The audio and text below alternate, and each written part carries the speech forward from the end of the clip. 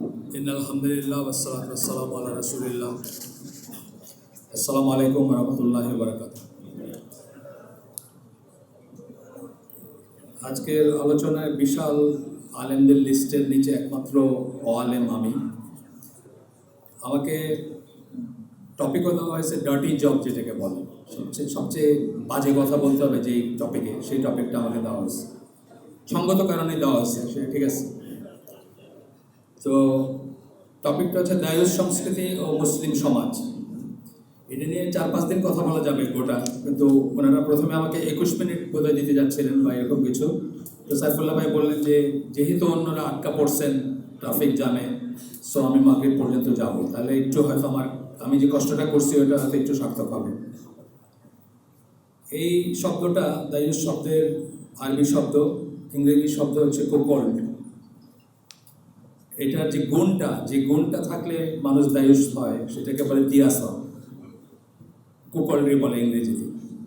বায়োলজিতে কুকল্ড অর্থ হচ্ছে এমন এক পুরুষ প্রাণী যে কিনা এমন সন্তানের পিতৃত্বের দায়িত্ব পালন করে যে তার নয়। অর্থাৎ তার যে স্ত্রী, তার ঘরে যে সন্তান জন্ম নেয় সেটা তার না, কিন্তু সে তার পিতৃত্বের দায়িত্ব পালন করে। আপনার বুঝতেছেন যে লাইনটা একটু বেলানে চলে যাচ্ছে প্রথমেই। আমি বললাম এই জন্য যে ডার্টি জব এটা আমাকে করতে দেওয়া হয়েছে, ঠিক আছে। আচ্ছা, কুকল বার্ড, কোকিল যে অন্যের বাসায় ডিম পাড়ে, এখানে একটা ব্যাপার আছে না যে একজন আরেকজনের বাসায় ডিম পাড়ে যাচ্ছে, আরেকজন তার বাচ্চাকে নিজের বাচ্চা মনে করে বড় করতেছে। শরীফ আবু হায়াতপুর লেখা কাক বাবা মায়ের গল্প পড়ছেন কেউ, একটা প্রবন্ধ আছে। তো সেখান থেকে শব্দটা আসছে, ইংরেজি শব্দটা। এই শব্দ যারা আরও যা বোঝায় সেটা হচ্ছে একজন স্বামী যে তার স্ত্রী দ্বারা প্রতারিত হয়, এমন একজন স্বামী দায়ুস যে তার স্ত্রী দ্বারা প্রতারিত হয়। এগুলো কিন্তু ইংরেজির থেকে বলতেছি আমি, ইসলামে আসতেছি পরে। যে তার স্ত্রীর ব্যভিচার সম্বন্ধে আনঅ্যাওয়্যার থাকে, অসচেতন থাকে, জানে না যে তার স্ত্রী কী করতেছে। যতক্ষণ না একটা সন্তান জন্ম নেয় বা বেড়ে ওঠে এবং সে জানে যে সন্তানটা তার নয়, অন্য কারণ। এটা হচ্ছে আরেকটা ওয়ে ডিফাইন করা। এগুলো ইসলামিক পেপার থেকে ডিফাইন করা, কিন্তু শব্দটা ইংলিশ যে শব্দ সেটা থেকেই করা। ইসলামের ব্যাপার আরও অনেক ব্যাপক। ইসলামের ব্যাপার এইসব ঘটনা না ঘটলেও দায়ুস হবে, কিন্তু বিদেশিদের কাছে দায়ুস হলো এই ধরনের হইলে দায়ুস আর কি, চরম কিছু হইলে, অল্প স্বল্প দায়ুস না আর কি। ইসলামিক পরিবেশে দায়ুস বলতে অবশ্য একদম চূড়ান্ত শারীরিক ব্যভিচার বোঝায় না, বরং একটা ওয়াইড রেঞ্জের কর্মকাণ্ড বোঝায়, অনেক কিছু বোঝায় একসাথে। ইসলামিক ডেফিনেশন, এটাও ইসলামিক সূত্র থেকে নেওয়া। The cuckold is the one who approves evil conduct in his family. নিজের পরিবারের ভিতরে যে অশ্লীল কাজকর্ম বা অসঙ্গত কাজকর্ম, অসুন্দর কাজকর্ম অ্যাপ্রুভ করে, অনুমোদন দেয়, দেখেও দেখে না অথবা ইচ্ছা করেই অনুমোদন দেয়। আচ্ছা, আরেকটা ডেফিনেশন হচ্ছে দায়ুস ম্যান, একজন দায়ুস পুরুষ, is one who approves indecency committed by women under his guardianship. তার দায়িত্বে, তার অভিভাবকত্বে যে সমস্ত মেয়েরা থাকে, একজন ছেলের কি থাকতে পারে, নিজের মেয়ে, নিজের বোন, মা, ওয়াইফ ইত্যাদি আরও থাকতে পারে, সেই সমস্ত মেয়েদেরকে সে অশ্লীল বা অশোভন কার্যকলাপ অনুমোদন করে বা হইতে দেয়। and is not jealous with regard to their honor, এবং তাদের যে অনার, তাদের যে সম্মান, তাদের যে মর্যাদা, সেটা নিয়ে সে ঈর্ষান্বিত না, মানে প্রোটেক্টিভ জেলাসি আমরা বলি, যেটাকে গিরা বলি, সেটা তার নাই। Man who do not have গিরা, যাদের ভিতরে প্রোটেক্টিভ জেলাসিটা নাই। এই যে আপনার সন্তানের বেলায় শুধু এটা না, এটা তো মেয়েদের বেলায় বললাম, গিরা কিন্তু অনেক বড় একটা রেঞ্জ, আমরা দেখব পরে। আপনার সন্তান একটা খারাপ কাজ করতেছে, একটা হারাম কাজ করতেছে, আপনার ভিতরে কিছু লাগলো না, এটাও কিন্তু এটার আওতায় আসে, আমরা দেখব পরে। Protected jealousy over their wife, sisters, mothers and daughters, যেটা আমি বললাম, এদের ব্যাপারে তার কোনো ঈর্ষা নাই। বাইরের লোকে আড্ডা মারতেছে, হাসি ঠাট্টা করতেছে, কথা বলতেছে, তার কিছু লাগে না, সে কিছু ফিল করে না। এরাই হচ্ছে দায়ুস, এবং যাদেরকে জান্নাত বারণ করা হয়েছে, অর্থাৎ দায়ুস জান্নাতে প্রবেশ করবে না। আমি আলেমদের জিজ্ঞেস করছিলাম চির জাহান্নামে কিনা, তারা বলছেন না, চির জাহান্নামে না, কিন্তু এটা একটা মেজর সিন এবং বড় একটা কবিরা গুনাহ। আচ্ছা, হাদিস এবং স্কলারদের থেকে আমি কিছু পড়বো আপনাদের এখানে। আহমদ মুসনাদ আহমদ থেকে একটা ডেফিনেশন আসতেছে, দায়ুস ইজ ডেফিনেশন একটা বক্তব্য আসতেছে, দায়ুস জান্নাতে প্রবেশ করবে না, বা সিম্পল এটু আহমদের হাদিস। আরেকটা হাদিস আসতেছে, এটাও আহমদের, 3 ধরনের মানুষ জান্নাতে প্রবেশ করবে না এবং আল্লাহ তাদের দিকে তাকাবেন না বিচার দিবসে বা শেষ বিচারের দিনে আল্লাহ তাদের দিকে তাকাবেন না। যে তার বাবা মার প্রতি অবাধ্য, বাবা মার কাছে অবাধ্য, বাবা মার প্রতি অবাধ্য, যে মেয়ে পুরুষের মতো হইতে চায়, boy cut, jeans, T shirt and so on, and দায়ুস এবং দায়ুস, এই 3 শ্রেণীর মানুষ জান্নাতে প্রবেশ করবে না। হাফিজ ইবনুল কাইয়িম তার একটা লেখার থেকে আমি একটু পড়ব। দায়ুসদের কথা বলতেছেন যে অ্যান্ড দ্য দায়ুস বলে ব্র্যাকেটে বলতেছেন, the man with no jealousy over the women and his family, যার এই একই কথা, যার কোনো ঈর্ষা নাই, তার খারাপ লাগে না তার মেয়ে, তার বোন, তার এমনকি কাজের মানুষও তার দায়িত্বে পড়ে। কাজের মেয়েটাও পাশের কাজের ছেলের সাথে টিটকারি মারতেছে, এইটাও তার খারাপ লাগার কথা, তার গার্ডিয়ানশিপে আসে যেহেতু। Is the most vile of Allah's creation, আল্লাহর সৃষ্টির ভিতরে সবচেয়ে নিচু শ্রেণীর প্রাণী এরা, যাদের ভিতরে এই জিনিসটা নাই। And Jannah is forbidden for him, তার জন্য জান্নাত নিষিদ্ধ। হাফিজ ইবনুল কাইয়িম উনি বলতেছেন, man should be jealous with regard to his wife's honour, ওয়াইফের অনার বা সম্মান নিয়ে তার ভিতরে লাগা উচিত, যখনই সেটার হানি হবে, যেখানেই হবে। একটা জিনিস হচ্ছে যে অনেক সময় একটা সিচুয়েশনে মানুষ পারে না, চাইলেও পারে না, মরেও যায় মানুষ। কিন্তু কতগুলো জাতি আছে, যেমন আফগানরা, মোহাম্মদ আসাদ তার রোড টু মেক্কাতে বলছেন যে আফগান কোথাও যাইতে উনি খালি ঘাড় ঘুরাইছিলেন, তো উনি বুঝছেন যে উনি প্রাণে বাইচে আসছেন না, ঘাড় ঘুরাইছিলেন শুধু, মানে কোনো খেতে বা কোথাও মেয়েরা কাজ করতেছে, তারপরে উনি বুঝছেন যে উনি মহা অন্যায় কাজ করছেন। এতই তাদের ভিতরে এই ফিলিংটা আছে। আপনারা জানেন যে এই ব্রিটিশরা একবার আফগানিস্তান দখল করার পরে হারাইতে হয়েছিল কেন? একটা গুজব রটে গেছিল যে কোনো একজন আফগান অফিসার, কী বলে, ব্রিটিশ অফিসার কোনো আফগান মেয়েকে কোনো অশ্লীল ইঙ্গিত দিছে। এইটার থেকে কিন্তু শুরু হয়, বিদ্রোহটা শুরু হয়। তারপরে 15,000 প্লাস ব্রিটিশরা পালায় যায় কাবুল থেকে, এবং জালালাবাদ পৌঁছাতে একজন ডাক্তার মাত্র বেঁচে যায়, বাকি সবাইকে তারা রাস্তায় মেরে ফেলছে। রিজন কি? রিজন হচ্ছে আমাদের মেয়ের দিকে সে চোখ তুলে তাকাইছে। মানে এইটা ছিল ট্র্যাডিশনালি মুসলিম সমাজের ভিতরে, এই বোধটা ছিল। আজকের কথা আমরা পরে আসতেছি, আপনারাই জানেন, আমার চেয়ে ভালো জানেন, রাস্তাঘাটে চলেন, ফেসবুক চালান, আপনারা ভালো জানবেন আমার ফেসবুক নাই, প্রসঙ্গত উল্লেখযোগ্য। Man should be jealous with regard to his wife's honor and standing. He should defend her whenever she is slandered or spoken ill of behind her back. মানুষের ভিতরে যখনই তার পেছনে কথা বলা হবে, তাকে স্ল্যান্ডারিং মানে কি, ওই যে কুৎসা রটনা করা হবে, তারপরে খারাপ কথা বলা হবে, তখন তার উচিত তার বুকে লাগা। এবং এটা বলতেছেন যে সব মানুষেরই রাইট, এটা জেনারেল রাইট, সব মুসলিমেরই, যে কোনো মুসলিমের বেলায় আপনার এটা লাগা উচিত। আর স্পাউস, আপনার যে ওয়াইফ, তার বেলায় স্পেসিফিক্যালি আপনার অন্য একজন মুসলিমের বেলায় আপনার বুকে লাগা উচিত। যখন একজন মুসলিমকে কেউ হয়তো খারাপই বলবে, গীবত করবে, পিছনে তাকে কুৎসা রটনা করবে, আপনার ভিতরে লাগা উচিত, স্পেসিফিক্যালি ওয়াইফের বেলায় লাগা উচিত। এবং তার ভিতরে অন্য মানুষ তার ওয়াইফের দিকে তাকাচ্ছে, দেখতেছে, কথা বলতেছে, এই ব্যাপারেও তার লাগা উচিত, যদি সেটা ইনঅ্যাপ্রোপ্রিয়েট হয়। কখনো সেটা অ্যাপ্রোপ্রিয়েট হইতে পারে, যেমন ধরেন একটা ডাক্তারখানায় গেছেন, আপনার ওয়াইফকে ডাক্তার জিজ্ঞেস করতেছে, মেল ডাক্তার ছাড়া কোনো অপশন নাই, ধরেন জিজ্ঞেস করতেছে, আপনার ABC প্রশ্ন জিজ্ঞেস করছে, এইখানে খারাপ লাগার কিছু নাই। কিন্তু ইমপ্রপারলি যখনই আউট অফ দ্য ওয়ে গিয়ে কিছু বলবে, দেখবে, তাকাবে, তখনই আপনার খারাপ লাগা উচিত। এখানে ইবন তাইমিয়ার একটা ব্যাপার আসতেছে যে ওনার কাছে একটা ডিভোর্সের ব্যাপারে, একজন তার বউকে এক আগন্তুকের সাথে দেখার পরে তাকে ডিভোর্স করে, এই নিয়ে মাসাইল জিজ্ঞেস করবে হইলে ইবন তাইমিয়া কতগুলো কথা বলেন, সেই কথাগুলো আমরা একটু দেখব। উনি একটা হাদিস কোট করেন প্রথমেই, by my glory and majesty, হাদিস কুদসি, আমার আল্লাহ নিজের গ্লোরি, নিজের মাহাত্ম্য, নিজের ম্যাজেস্টি, রাজকীয় পজিশন বা সেটারই করতেছেন, সেইটার কসম কেটে বলতেছেন, no miser liar or cuckold will enter you. এটি কাকে বলতেছেন?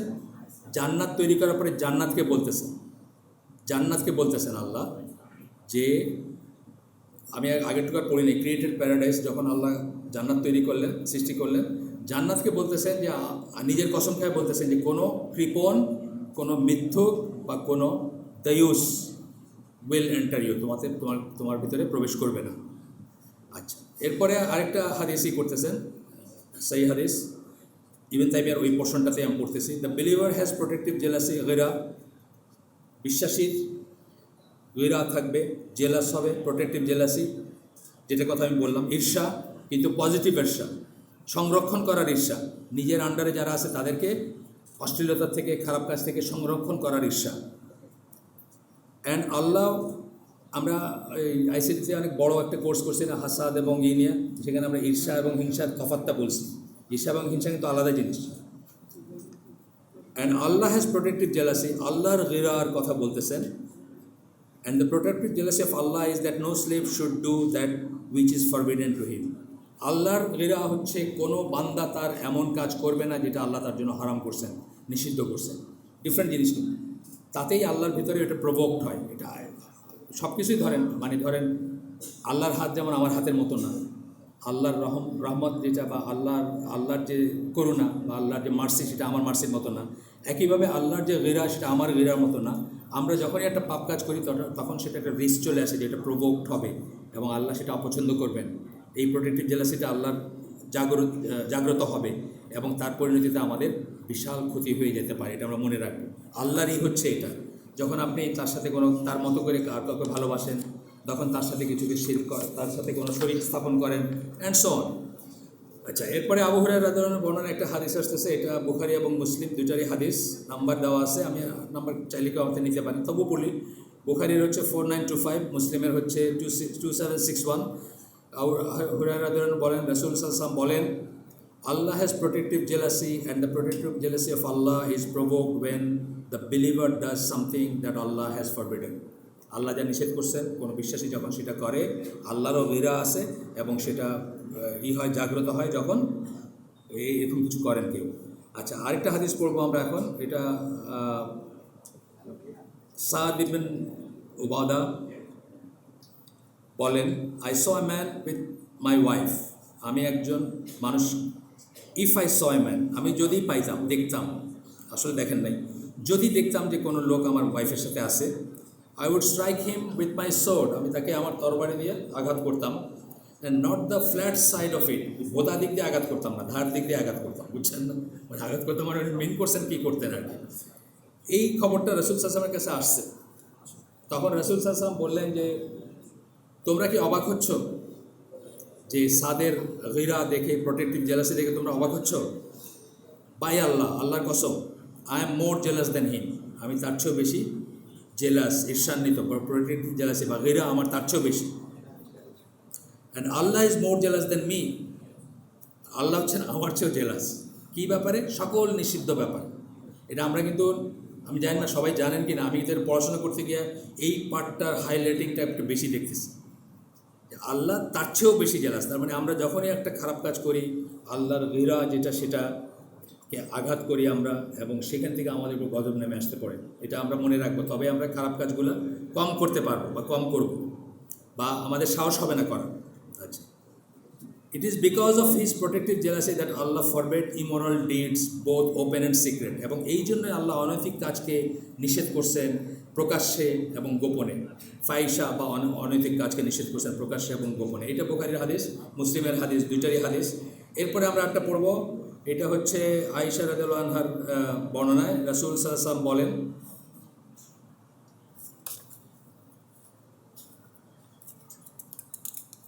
ও উম্মা অফ মুহাম্মদ, হে মুহাম্মাদের উম্মা, there is no one who has greater protective jealousy than Allah if his male or female slave commits zina.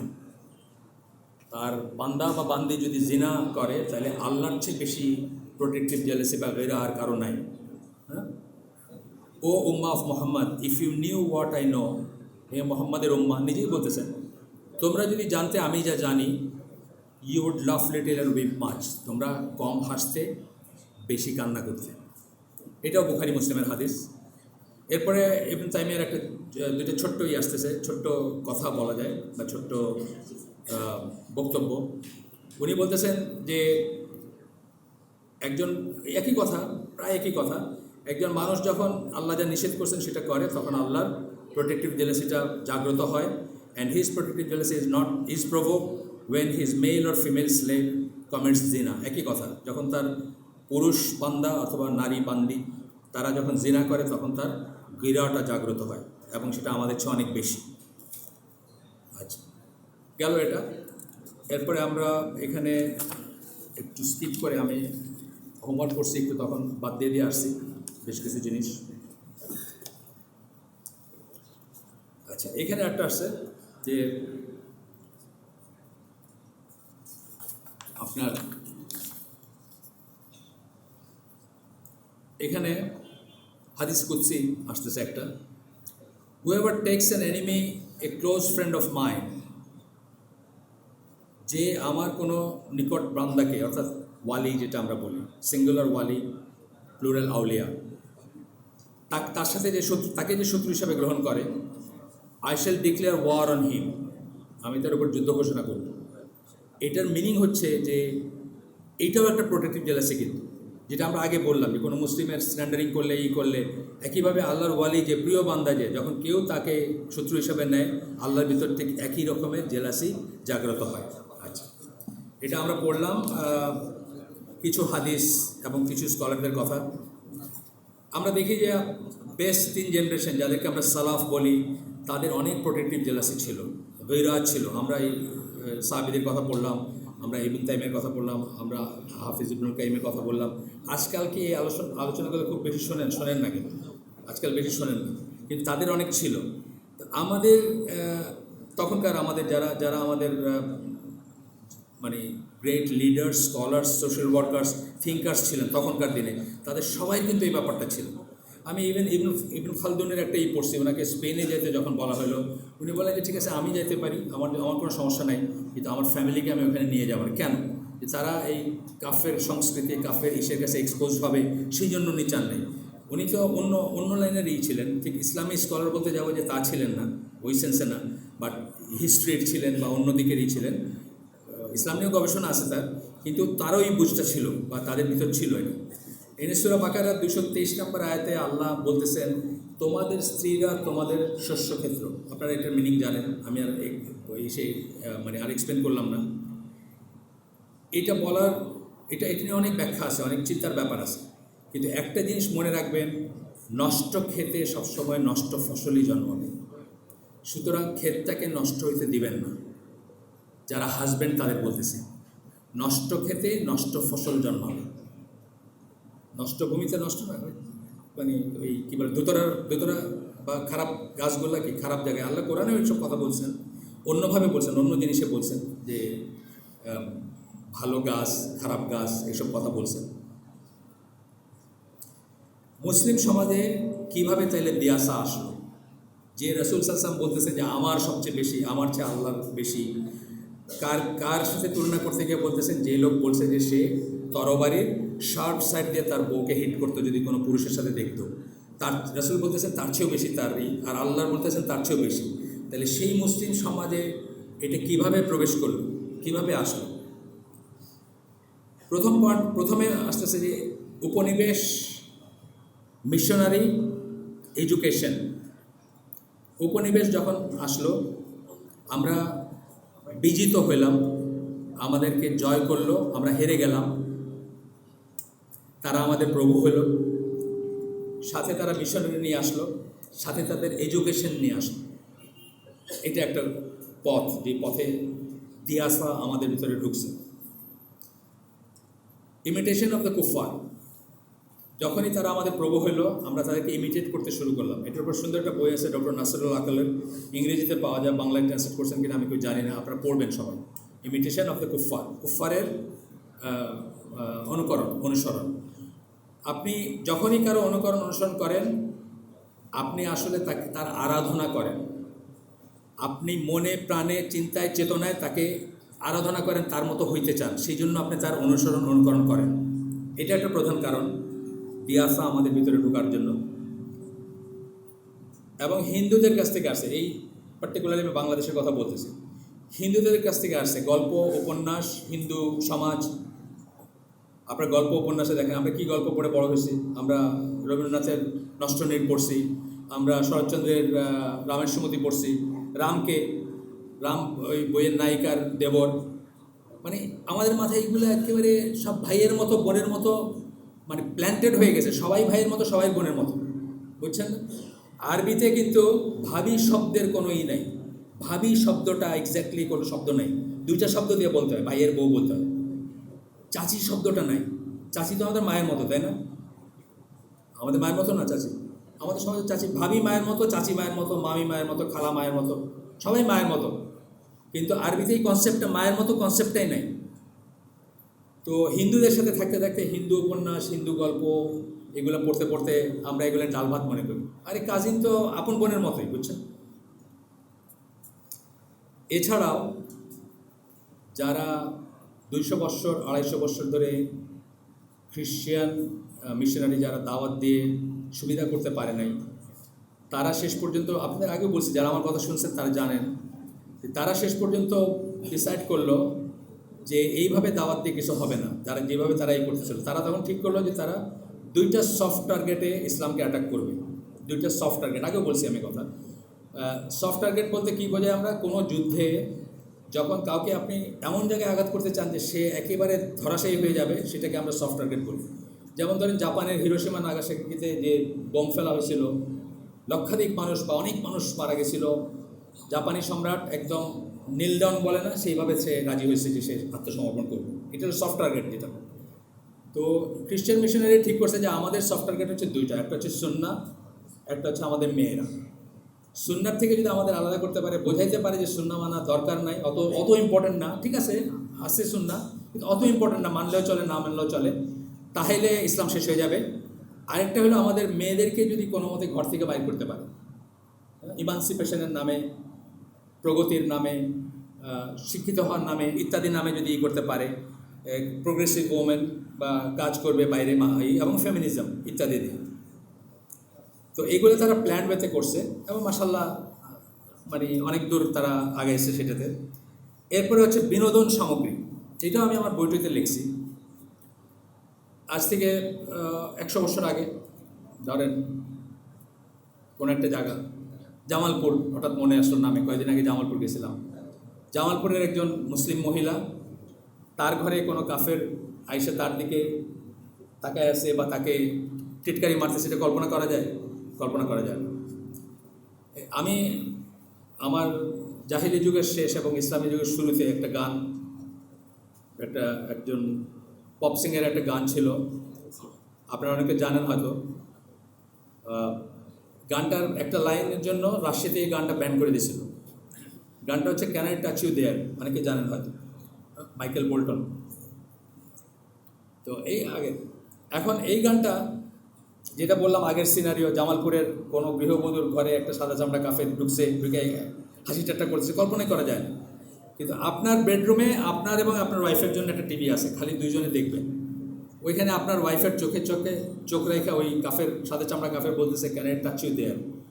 আপনার ওয়াইফ যদি এটার মিনিং বুঝে থাকেন, তাহলে রাত্রে হয়তো ঘুমের ঘরে স্বপ্নেও দেখতেছেন যে ওই লোক।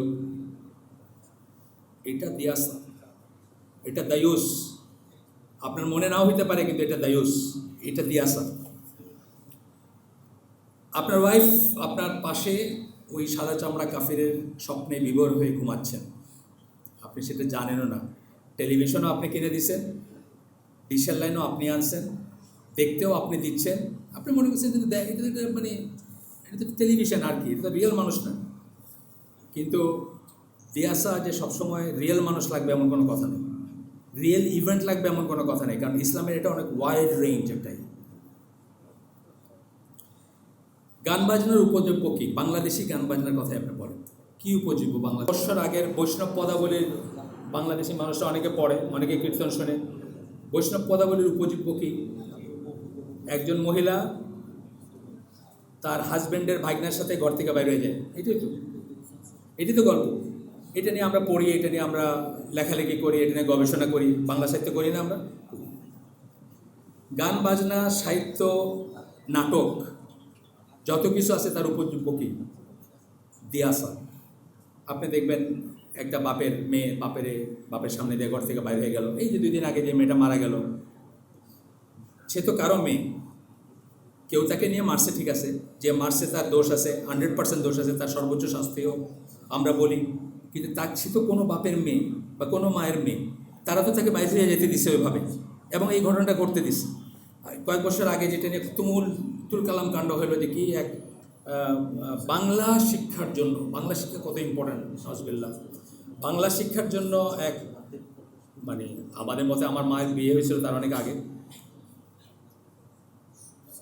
প্রায় প্রাপ্তবয়স্ক একটা মেয়েকে, গেঞ্জি স্কার্ট পরা একটা মেয়েকে একটা বিধর্মী শিক্ষকের কাছে মা দিয়ে আসছেন পড়াশোনার জন্য, বাংলা পড়াশোনার জন্য, এবং সেখানে সে রেপ হলো। তারপরে এটা নিয়ে কত কাণ্ড। ঠিক আছে, যে রেপ করছে আমি মোটেও তার শাস্তি কমাইতে চাইতেছি না, আমি বলতেছি তার 100% শাস্তি হোক, কিন্তু এখানে আমাদের একটা রোল আছে না? এইটাই হচ্ছে দায়ুস বলতে আমরা এটাই বোঝাচ্ছি। এরপরে হচ্ছে লাইফস্টাইল, এলিটিস্ট লাইফস্টাইল একটা আছে, এলিট হওয়ার একটা আছে না? এলিট হওয়া মানে আপনি মুক্তমনা হবেন, উদার হবেন, সংকীর্ণ জিনিস আপনার থাকবে না। আপনার ওয়াইফের সাথে কেউ হাসে কথা বললে আপনার বুকে লেগে গেল, এটা সংকীর্ণ মনা জিনিস আমাদের এলিট সোসাইটিতে। আমার একটা ঘটনা মনে পড়ে, আমি যখন প্রথম চিফ ইঞ্জিনিয়ার হিসেবে সেল করতেছি, আমার যে ক্যাপ্টেন ছিলেন জাহাজের, উনি আমাদের বেশ বড় বয়সে, খুবই স্নেহ করতেন আমাকে। তো করাচিতে একদিন উনি একটা ট্যাক্সি নিয়ে আসছেন, আমরা বাইরে যাব, উনি সামনে বসে আমাকে বলতেছেন ওনার বউর সাথে বসতে। এটা হলো কি? এটা হলো একটা উদার মনারি, তুমি ছোট ভাই, তুমি বসো এখানে, আমি সামনে বসে। আমি বললাম আপনার বউর সাথে আমি বসবো কেন? বলছে না তুমি তোমার ভাবির সাথে বসো, আমি সামনে বসতে। ঝগড়া করতেছে আমার রীতিমতো, পিছনে বসানোর জন্য তাকে, আমার সামনে বসার জন্য। এটা হলো একটা এলিটিস্ট উদারতা, বুঝছেন না?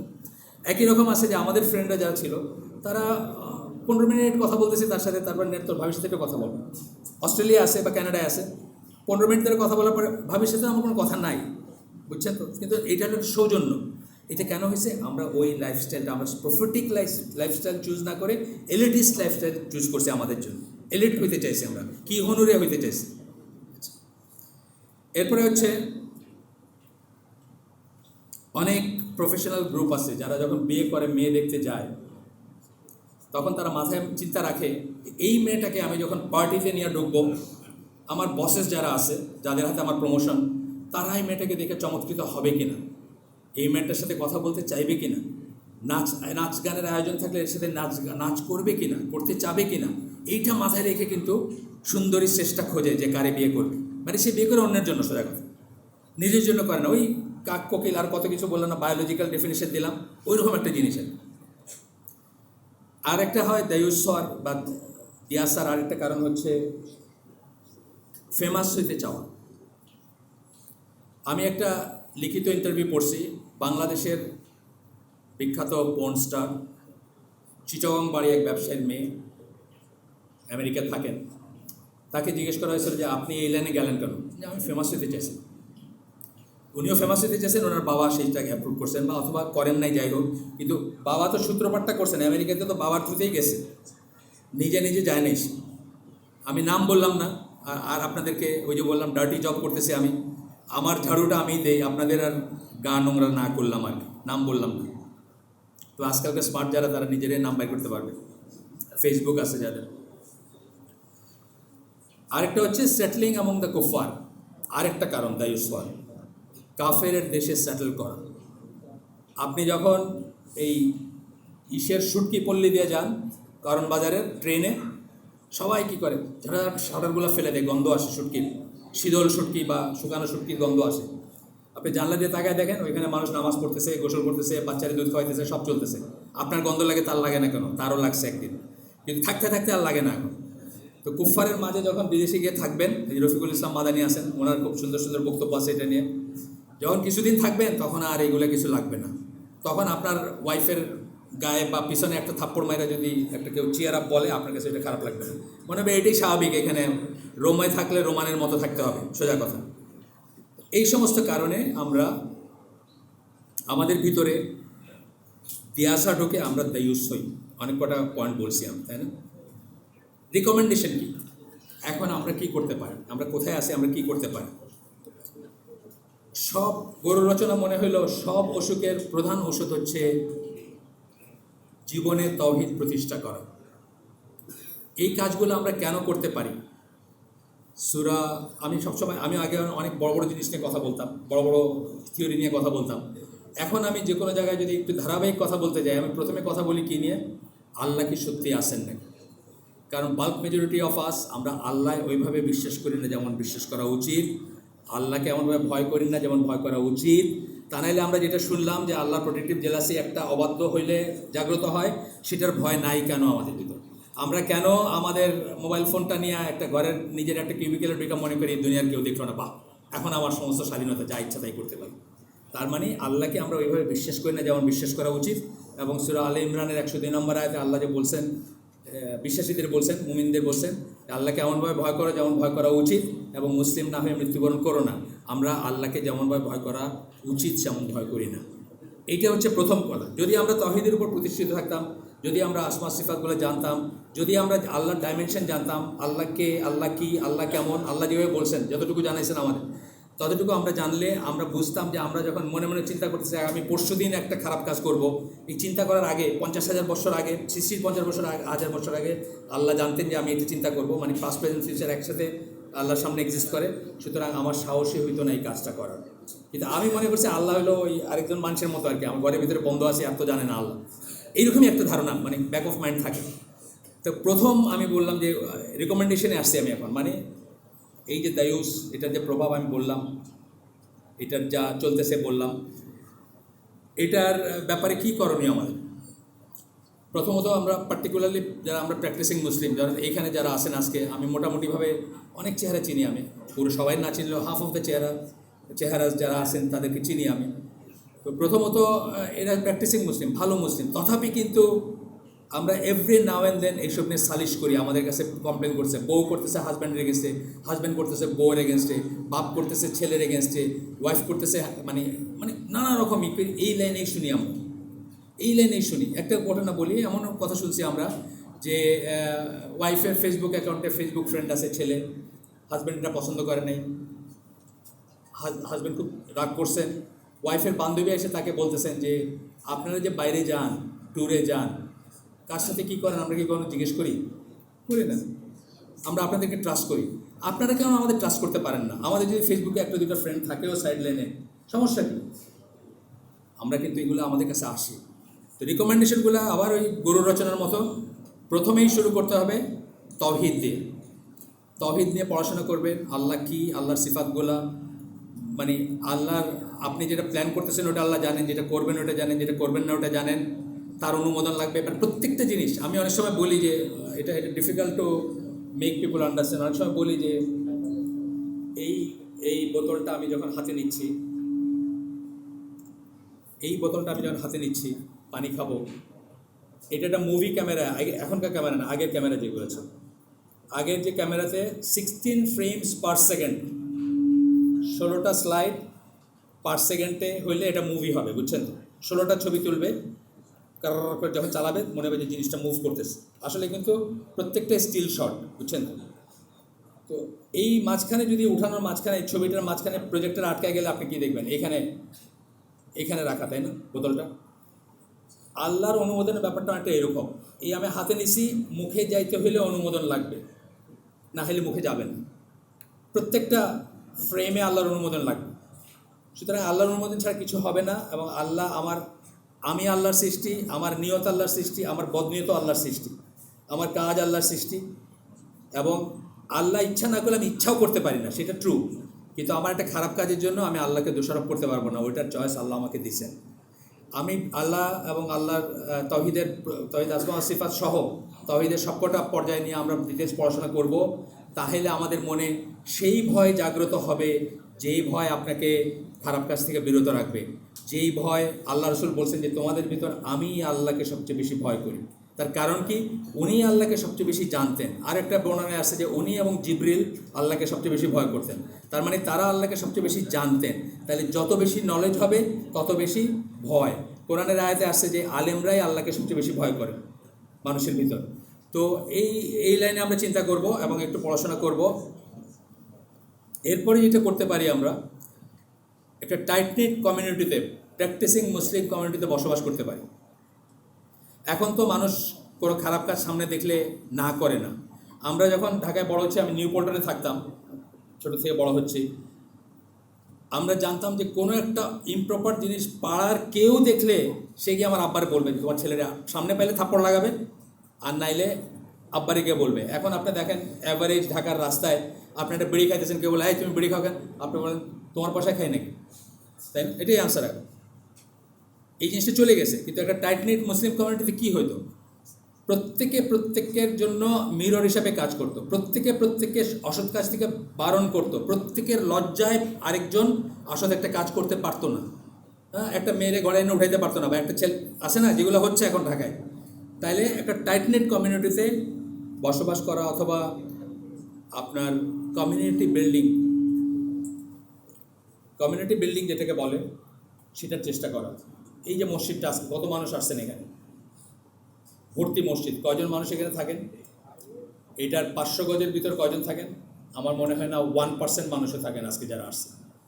এখানে কোনো কমিউনিটি নেই, এখানে মসজিদ আছে, কমিউনিটিবিহীন মসজিদ। এই মসজিদ কতটুকু কোথায় যাবে আল্লাহ জানেন, আমি জানি না। কিন্তু কমিউনিটি ফর্ম করতে হবে। যে কোনো দাওয়াতি বইতে দেখবেন প্রথম কথার একটা হচ্ছে কমিউনিটি ফর্ম করার চেষ্টা করা। যেখানে আপনি আপনার বাচ্চাটা আরেকটা বাসায় গেলে আপনারও ট্যাব নেই, তারও ট্যাব নেই, আপনার টেলিভিশন নেই, তারও টেলিভিশন নেই, আপনার ঘরে ফায়সা নেই, তার ঘরে ফায়সা নেই। আর যদি আপনি দেখেন কোথাও কিছু চলতেছে, আপনার সাথে সাথে রিপোর্ট করবেন, মুরব্বী যে বা যেখানে হোক, যারা ইনচার্জ তাদের কাছে করবেন। সো একটা বললাম যে তাওহীদের উপর নিজেকে প্রতিষ্ঠিত করবেন, আমি বলতেছি রিকমেন্ডেশন। 2 নম্বরটা বলতেছি যে আপনি টাইটনিট কমিউনিটি হবেন। টাইটনিট মানে সবাই ইগুলো জানবেন। আগের আমার গ্রামের কথা বলতেছি, তখন গাড়ি ছিল না, মোবাইল ফোন ছিল না। রাত্রে 7টায় বা 8টায় বেবি ট্যাক্সিতে করে আমি আমার বাড়িতে নামছি, পরদিন সকালে বাসায় মানুষ চলে আসছে দেখা করতে। খবর হয়ে গেছে সারা গ্রামে যে একজন মানুষ এসে ঢুকছে। এখন আপনার সেকেন্ড থেকে কে ঢুকছে আপনি জানেন? কোন গুন্ডা কোন বদমাশ ঢুকছে জানেন না, কারণ আপনার টাইটনিট কমিউনিটি না। হিজ হুজুজ, যে যার মতো করে থাকতেছে। হিজ হুজুজ হইল কাফেরদের ফিলোসফি। আমাদের ফিলোসফি কি? কালেকটিভিজম। কাফেরদের হলো ইন্ডিভিজুয়ালিজম। আমার ভোট আমি দিব, যাকে খুশি তাকে দিব, এটা কাফেরদের ফিলোসফি। আমার শরীর আমি দিব, যাকে খুশি তাকে দিব, এটা হলো কাফেরদের ফিলোসফি। আমাদের এটা কিন্তু যা খুশি তা করতে পারবো না। আসে না রেস্ট্রিকশন? আমরা ইচ্ছা করলে যা খুশি তা করতে পারি না। সুতরাং একটা টাইটনিট কমিউনিটিতে থাকার চেষ্টা করবেন। যদি না থেকে থাকেন, যেখানে আসে সেখানে মাইগ্রেট করবেন। হিজরা শুধু ওই ইংল্যান্ড থেকে বাংলাদেশে আসতে হবে এমন কথা না, ঢাকার থেকে ঢাকার ভিতরে হিজরত হতে পারে। যেখানে গেলে আপনার ইমান আমান ঠিক মতো করতে পারবেন, প্র্যাকটিস করতে পারবেন, সেই জায়গায়। আমি তো আমার রিকমেন্ডেশন ছিল সবসময় যে এখানে একজন প্রথম গ্রেডের রেসিডেন্ট স্কলার থাকবেন আসুন্নাহ কমপ্লেক্সে। প্রথম গ্রেডের রেসিডেন্ট স্কলার বলতে আমি বলতেছি যারা এটা বানাইছেন তারা থাকবেন। ডক্টর সাইফুল্লাহ, ডক্টর মঞ্জুর এলাহি, কামুজ্জামান বিন আব্দুল সালাম বা আবু বকর জাকারিয়া, এই গ্রেডের একজন স্কলার থাকবেন, যাকে ঘিরে আমি চলে আসবো এখানে। আমি এখানে চলে আসবো থাকার জন্য, যিনি আমাদের প্রত্যেকটা অ্যাফেয়ারকে অ্যাড্রেস করবেন, প্রত্যেকটা সমস্যাকে অ্যাড্রেস করবেন, সেই রকমের থাকবেন ইনশাআল্লাহ। এরপরে হচ্ছে আরও যেগুলো চিন্তা করতে পারেন যারা ইয়াং, তাদের একজন রাইটিয়াস স্ত্রী নির্বাচন করবেন। শহীদুল্লাহ খান মাদানী একসময়, আমি একবার হজে গেলাম, তখন ওনাকে আমি আগেও বলছি এই কথাটা, ওনাকে ডেজিগনেট করলাম যে 2টা হালাকা নেবেন আমাদের আইসিডিতে, তখন 11 নম্বর রোডই ছিল। একটা নেবেন সন্তানের উপর বাবা মার অধিকার, আরেকটা নেবেন বাবা মার উপর সন্তানের অধিকার কী। তো উনি বাবা মার উপর সন্তানের অধিকার, যেটা রেকর্ডেড আছে আমার কাছে, ওটাতে বললেন যে অনাগত সন্তানের অধিকার হচ্ছে বাবা তার জন্য এমন একজন মা চুজ করবেন যিনি আল্লাহর মতো করে ছেলে মেয়েদেরকে বড় করবেন। অনাগত সন্তানের অধিকার। সুতরাং আপনারা যারা বিয়ে করেন না এখনও, এই জায়গাটায় কম্প্রোমাইজ করবেন। আমরা তো বিয়ের সাথে কাজ করি, পয়লা বলে আমরা খালি দিন চাই, তারপরে বলে ঢাকায় বাড়ি আছে। তো বাপের চাকরিটা কি? ফর্সা কিনা, লম্বা 5'2" উপরে। অ্যাভারেজ বাংলাদেশি ছেলেরাই হলো 5'2" অ্যাভারেজ। এখানে মেয়ে চাইতেছেন 5'2" উপরে। মানে আমার একটা ছোটো ভাই ছিল, আপনাদের বলছি কাউকে কাউকে, একবার ঈদে রোজার ঈদে আব্বা সবাইকে সব কিছু কিনে দিয়েছেন, বকরি ঈদের আগে বললেন যে তোমাদের রোজার ঈদে সব কিছু কিনে দিচ্ছে, বকরি ঈদে আর কাউকে কিছু দিব না। তো সে সবচেয়ে ছোটো ছিল তখন। সে বললেন আমার একটু জিনিসের দরকার আছে। কী দরকার? মানে আমার সামান্য একটু জিনিসের দরকার। বলে কী বলো? ওই শার্ট প্যান্ট জুতা মোজা একসাথে বলে দিল। তো আমাদের ভাইরা যখন বিয়ের সিবি পয়লা দেন 3 ছাড়া কিচ্ছু চায় না। সামনে কথা বলবো, ওই সাউন্ড পাচ্ছি না। আমি তো আপনাদের জন্য সরছি, কারণ আপনারা সাউন্ডের ইকোটা বন্ধ করেন, আমি এই জন্য সরছি যে হয়তো ইকো হচ্ছে। তো আপনার আমরা বিয়ে নিয়ে কাজ করি। তো যখন পয়লা বলেন যে না না দিনদার পাত্রী চাই, আর কিছু চাই না। তো তারপরে বলেন যে ওই একটু ফর্সা, বা ঢাকায় বাপের বাড়ি আছে কিনা, অ্যান্ড সো অন। আর তো এগুলো বাদ দিয়ে রাইটিয়াস ওয়াইফ চুজ করবেন। এরপরে হচ্ছে যে বাচ্চাদের টাইম দিবেন, দায়ুস না হয়ে আর কি, উল্টাটা বলতেছে, দায়ুস হওয়া থেকে কীভাবে বাঁচবেন। যখনই টাইম দিবেন না, অন্য কেউ টাইম দিতেছে আপনার বাচ্চাকে, শয়তান দিতেছে। আপনি টাইম না দিলে শয়তান দিতেছে। বাচ্চাদেরকে টাইম দিবেন, তাদেরকে এন্টারটেন করবেন। পিছনে সাউন্ড নেই, কোনো সাউন্ড নাই না, পিছনে সাউন্ড নেই। এই গলায় যদি সাউন্ড না থাকে তাহলে তো সমস্যা আছে। খালি গলায় বললে তো শুনতে পারার কথা। আছে একদম পিছনে আছে সাউন্ড, এরকম না এরকম, কোনটা আছে? আছে, শোনা যায় না?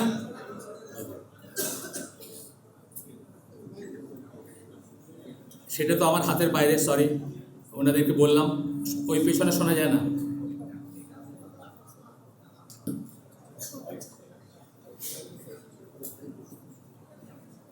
সন্তানদের টাইম দিবেন ইনশাআল্লাহ,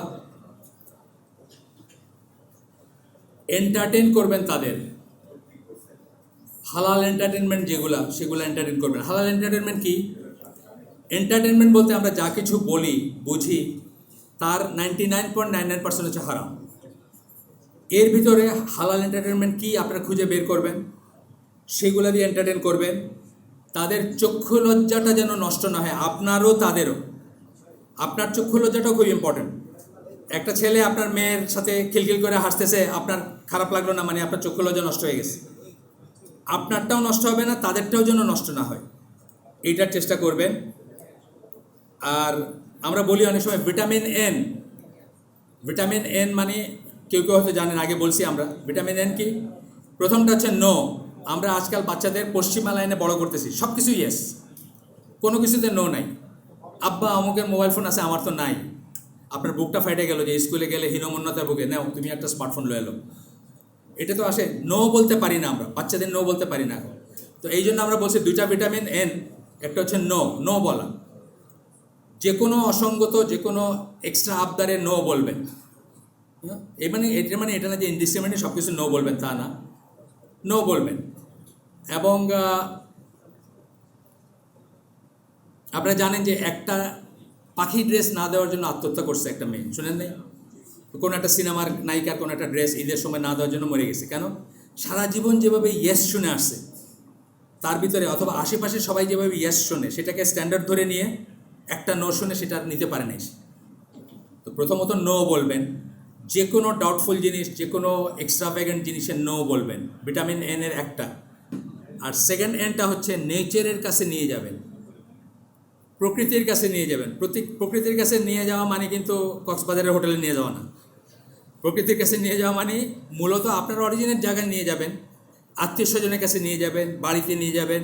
হ্যাঁ, আর যদি ডিভাইসগুলো না দিয়ে থাকেন, ডিভাইস হলে তো জীবন খুব ফাস্ট, ডিভাইসে খুব ফাস্ট না, ঢিসু ঢাসু মারামারি চলতেছে, আপনার কার্টুনে বলেন, খেলায় বলেন, গেমসে বলেন, লাইফটা খুব ফাস্ট হয়ে যায়। তারপরে দাদা দাদিরে খুব ব্ল্যাক অ্যান্ড হোয়াইট মনে হয়, নানা নানির ব্ল্যাক অ্যান্ড হোয়াইট মনে হয়, বুঝছেন তো, কালার মনে হয় না।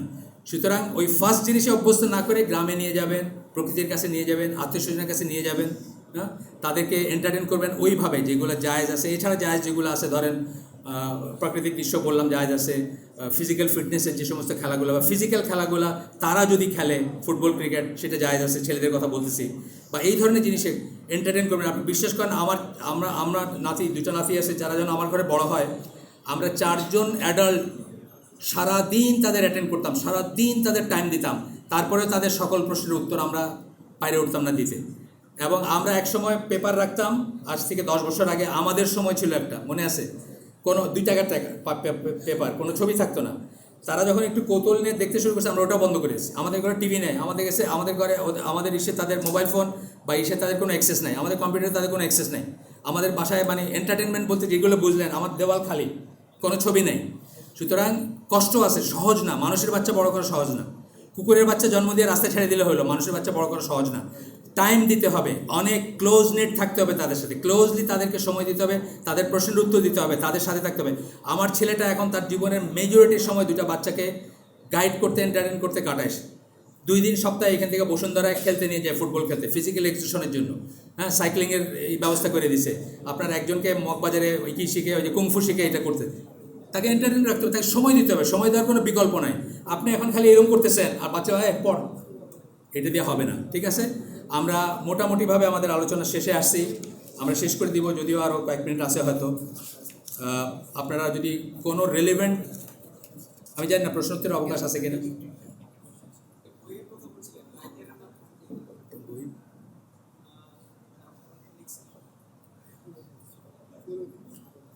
জি, যেহেতু এখন আর কোনো পরিপূর্ণ বক্তব্য হবে না, এই 6 মিনিট সময় আপনারা যদি চান, আমরা কোনো না, এটা তাদের আয়োজকদের উপর ডিপেন্ড করে, আমি বলতে পারবো না। এইভাবে প্রশ্নোত্তরের কোনো অবকাশ আছে?